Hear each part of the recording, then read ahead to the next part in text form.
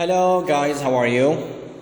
Question 16 says, a student builds an electric circuit as shown in the opposite diagram. In part A, they want to determine the type of charge on plates M and N. When the switch 1 is open, here it is open, and switch 2 is closed. This one, okay, I will close it. Okay?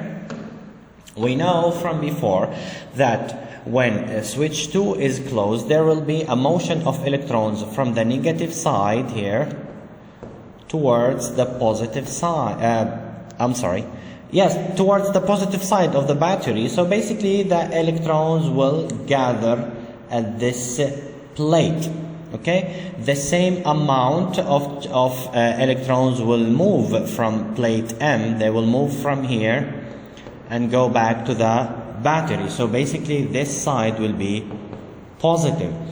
Why positive? Because electrons left M, so there will be more positive than negative. So in general we say the total is positive. This means that plate N will be negatively charged and plate M is positively charged. Okay? Now they say in part B, they say describe what will happen to the bulb and the capacitor when switch 1 is closed and switch 2 is open. Let me erase. Okay, so when switch 1 is closed and switch 2 is open, let me use the black. Okay, now this one is closed, okay, and the 2 is open. Pay attention.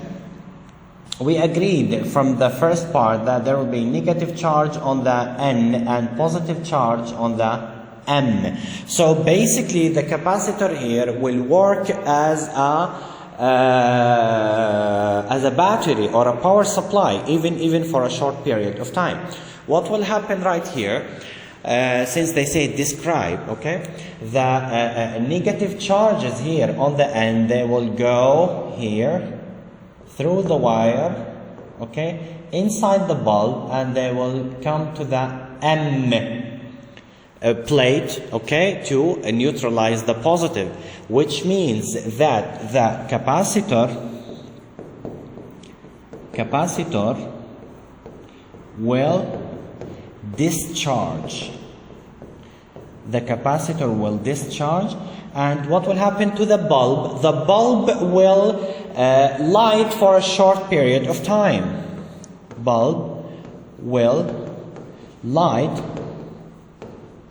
okay, for a short period of time, for a time t. Okay, I will not write for a short period of time. Why short period of time? Because the motion of the electrons from N to the M through the wire inside the bulb, it will take a short period of time. Okay, that's why the bulb will give me like a flashlight. Okay, now they say. Now in part C, they say, if the student rebuild the circuit as shown in the opposite circuit right here, what will happen to the light bulb? Let's remember what we know from before. Here, the electrons will move from the negative terminal, okay? They go towards the positive terminal through the bulb, okay? And then they will gather or accumulate at this plate. This makes the same amount of charges to leave this plate. They will leave, okay, towards the battery, okay. So they will here there will be positive charges on this plate. Okay, we agreed on this. This process will not happen forever. It's not always. This process will continue until the voltage between the two plates will be equal to the voltage in the battery. What does that mean? It means that the motion of electrons or of the charges will stay for a short period of time, which means that the bulb will work for a short period of time, which is the time of charging the capacitance or the capacitor. Okay, so they say what will happen to the light bulb. Basically, the light bulb will work for a short period of time, which is the time of charging the capacitor. Okay, I hope it's clear. If you have any question, please leave it in the comments below. Have a great day. Bye bye.